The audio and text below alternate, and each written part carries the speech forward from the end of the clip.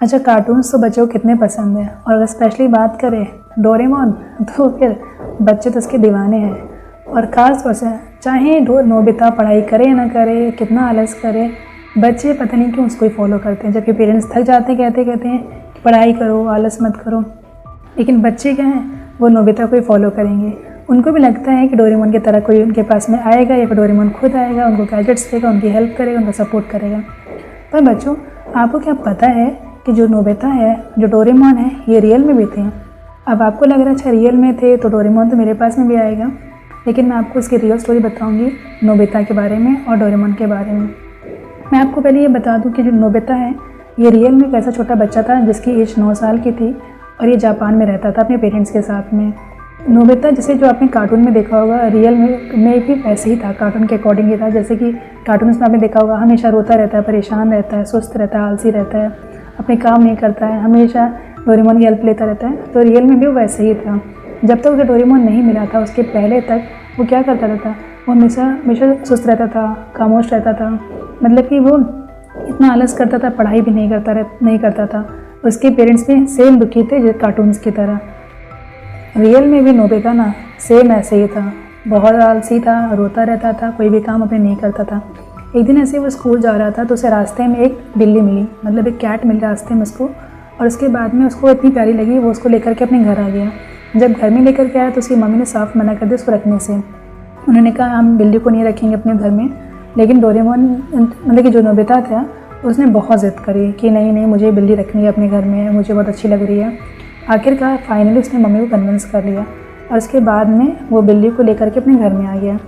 और वो सारा टाइम, अब तो जब से वो बिल्ली के साथ में टाइम स्पेंड करने लगा, उसके बाद से जो थोड़ी बहुत वो पढ़ाई करता था, वही पढ़ाई करना उसने बंद कर दी, स्कूल जाना उसने बंद कर दिया। सारा दिन वो बिल्ली के साथ में, उसी कैट के साथ में वो खेला करता था, सारा काम उसके साथ में करता था। ऑल द टाइम 24/7 आवर्स सब कह सकते हैं कि उसी के साथ में रहता था। स्कूल जाना बंद कर दिया, खाना पीना बंद कर दिया, पढ़ाई लिखाई सब बंद कर दी, बस खाली अपनी बिल्ली को ले लिया, उसके साथ में खेलता रहता था। फिर एक दिन उसने सोचा कि मैं इस बिल्ली को कुछ नाम दे देता हूँ। तो उसने जो बिल्ली का नाम दिया, वो नाम दिया डोरेमोन। जी हाँ, ये जो कैट है यही रियल में डोरेमोन थी।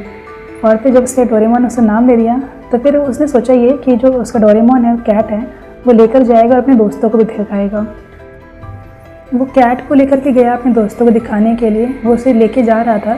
तभी जो बिल्ली थी उसने अचानक छलांग मार दी नोबिता के पास से और दूर भागने लगी। और जैसे वो जा रही थी तभी एक कार आई और उसने उसका एक्सीडेंट कर दिया था। और ऑन स्पॉट जो नोबिता की जो डोरेमोन था, यानी कि जो उसकी कैट थी, उसकी डेथ हो गई। उसके बाद में जो इसी हादसा हुआ, उसके बाद में नोबिता बहुत ही परेशान हो गया, एकदम सदमे में चला गया, डिप्रेशन में रहने लगा और दिन रात अपनी ही डोरेमोन को मिस करता रहता था।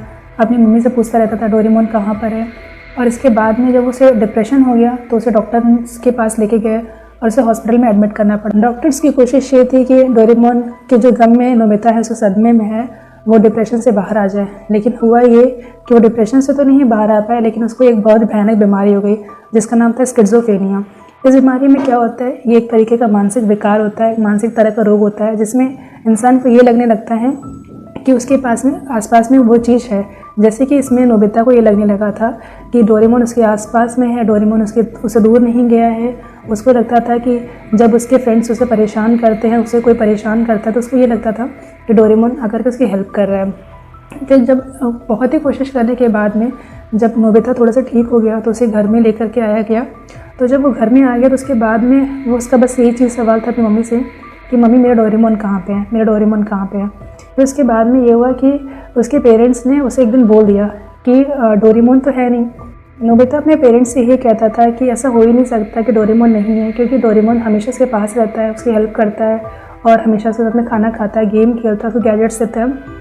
फिर एक दिन पेरेंट्स ने ये समझ लिया कि नोबिता भी ठीक नहीं हो पा रहा और नोबिता दिन रात डोरेमोन को ही मिस करता रहता है। तो उन्होंने फाइनली बता दिया नोबिता से कि नोबिता, डोरेमोन की डेथ हो चुकी है, डोरेमोन नहीं है इस दुनिया में। और इस बात को सुन करके नोबिता को इतना ज़्यादा गहरा शॉक लगा कि उसने खुद ही से 9 साल का इतना छोटा बच्चा, उसने जाकर सुसाइड कर लिया था, मतलब उसने आत्महत्या कर ली थी। मतलब इतना ज़्यादा उसे डोरेमोन से प्यार था, लगाव था कि वो उसके जाने का सदमा बर्दाश्त नहीं कर पाया और उसने आत्महत्या कर ली। ये थी रियल स्टोरी नोबिता की और डोरेमोन की। बाद में फिर जो एक कैरेक्टर है, कार्टून कैरेक्टर बनाने वाले एक पर्सन है ये जापान के ही हैं, फूजियो एफ फुजिको। इनको जब पता चला नोबिता के बारे में तो फिर उन्होंने नोबिता का फर्स्ट और डोरेमोन का, इन दोनों का फर्स्ट एनिमे बनाया था। और उसके बाद में ही इस तरीके से जा कर के बाद में कार्टून के कैरेक्टर में इन्हें प्रेजेंट किया गया और फिर दुनिया के सामने, आप सभी के सामने डोरेमोन और नोबिता एक कार्टून बन कर के आपके सामने आए हैं, जिनको आपने कई बार देखा होगा।